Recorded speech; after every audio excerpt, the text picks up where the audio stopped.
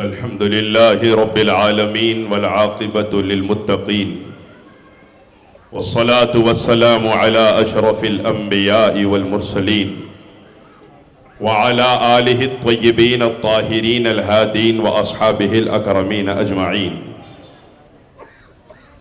أما بعد فأعوذ بالله من الشيطان الرجيم. بسم الله الرحمن الرحيم. وما أرسلناك إلا رحمة للعالمين. صدق الله مولانا العلي العظيم وصدق رسوله النبي الأمين الكريم ونحن على ذلك لمن الشاهدين والشاكرين والحمد لله رب العالمين. معزز و مکرم رونق اسٹیج، جملہ سادات کرام، علماء ذوی الاحترام، بزرگان عزیز، برادران ملت اسلامیہ، بالخصوص شہزادہ حضور غوث الثقلین، چشم و چراغ خاندان سرکار مخدوم اشرف، حضرت مولانا پیر سید شاہ محمد مکی راشد میاں اشرفی الجیلانی صاحب قبلہ دامت برکاتہم العالیہ، برادر علی نسب، اولاد سیدنا امام علی رضا، حضرت مولانا سید شاہ عبد المعیز حسینی شرفی قادری صاحب قبلہ مدد اللہ العالی، حضرت مولانا سید شاہ خلیل اللہ حسینی اویس بخاری صاحب قبلہ مدد اللہ العالی، حضرت مولانا سید احمد غوری نقشبندی صاحب مدد اللہ العالی، نائب شیخ المعقولات جامع نظامیہ، ورونق اسٹیج، جملہ علماء کرام، حفاظ ذوی الاحترام، بزرگان عزیز، السلام علیکم ورحمۃ اللہ وبرکاتہ۔ میں پھر سے ایک مرتبہ سلام کر لیتا ہوں۔ ایسے محسوس ہوا کہ میں نے 4-5 لوگوں کو سلام کیا ہے جبکہ تعداد زیادہ ہے۔ السلام علیکم ورحمۃ اللہ وبرکاتہ۔ دیکھیے، بہت ہی اہم اور بزرگ شخصیت اس وقت ہمارے درمیان جلوہ بار ہیں۔ یہ حضور غوث الثقلین کی اولاد بھی ہیں، خاندان سرکار مخدوم اشرف سے آپ کا تعلق بھی ہے، اور سرکار مخدوم اشرف کا تعلق دکن سے بہت پرانا ہے۔ ایسے نہیں ہے کہ پچھلی صدی ہی سے اشرفی حضرات دکن کی طرف آ رہے ہیں۔ عام طور پہ یہ سمجھا جاتا ہے کہ سلسلے اشرفیہ کے لوگ پچھلی صدی یا 70-80 سال پہلے سے آ رہے ہیں، بلکہ دکن پہ فیضان اشرفیہ اس زمانے سے جاری ہے کہ جب سرکار بندہ نواز کی حیات میں سرکار مخدوم اشرف ملاقات کے لیے گلبرگہ شریف تشریف لائے تھے، اور اس خاندان سے ہمارے خاندان کا تعلق 650 سال پرانا ہے الحمدللہ، اور آج بھی محبتیں سلامت ہیں۔ اللہ صبح قیامت تک سلامت رکھے۔ حضرات، میں وقت زیادہ نہ لیتے ہوئے آپ حضرات کی خدمت میں چند گزارشات عرض کروں گا، پھر مہمان خصوصی کی خدمت میں ہم تمام بیٹھیں گے اور استفادہ کریں گے انشاءاللہ۔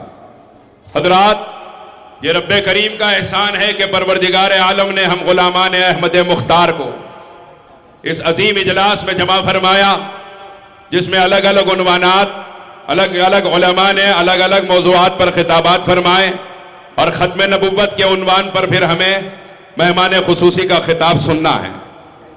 حضرات، تاجدار کائنات احمد مختار صلی اللہ علیہ وسلم وہ ذات بابرکت ہے کہ سرکار کے تشریف لانے کے بعد نہ کوئی نبی آنے والا ہے، نہ کسی نبی کے پیدا ہونے کی ضرورت ہے۔ میرے سرکار کافۃ للناس بن کر تشریف لائے۔ میرے سرکار زمان و مکان کی قید سے آگے ہے فیضان احمد مختار۔ سرکار کے فیض کے لیے زمان اور مکان کی قید نہیں ہے۔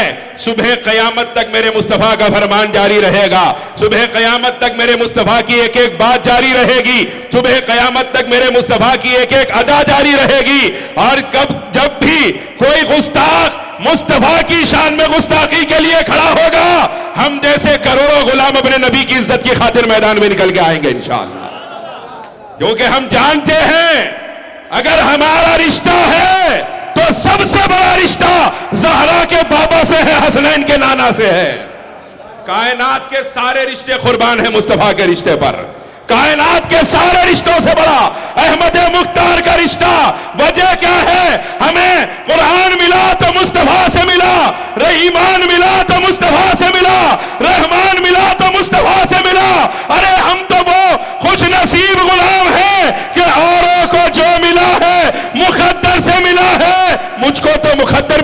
سے ملا ہے، ہمیں جو ملا سرکار مدینہ سے ملا ہے۔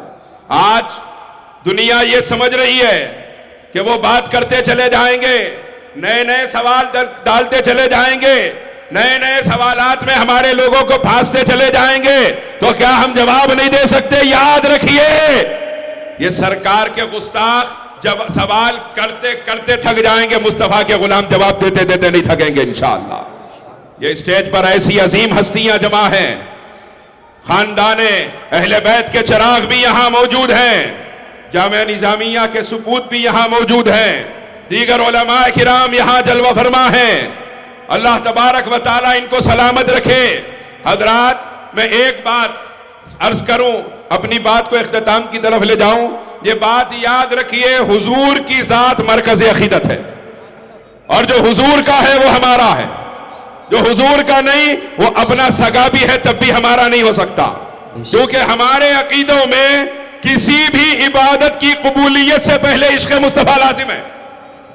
نماز عشق مصطفیٰ کے ساتھ قبول ہوگی، روزہ عشق مصطفیٰ کے ساتھ قبول ہوگا، حج عشق مصطفیٰ کے ساتھ قبول ہوگا، بلکہ سرکار بندہ نواز گیسو دراز شہباز بلند پرواز قدس اللہ سرہ العزیز ارشاد فرماتے ہیں کہ اللہ تعالیٰ نے اپنے محبوب کو مکے میں محبوب کی ولادت ہوئی اور مدینے میں محبوب آرام فرما ہے، یہ تو سب جانتے ہیں۔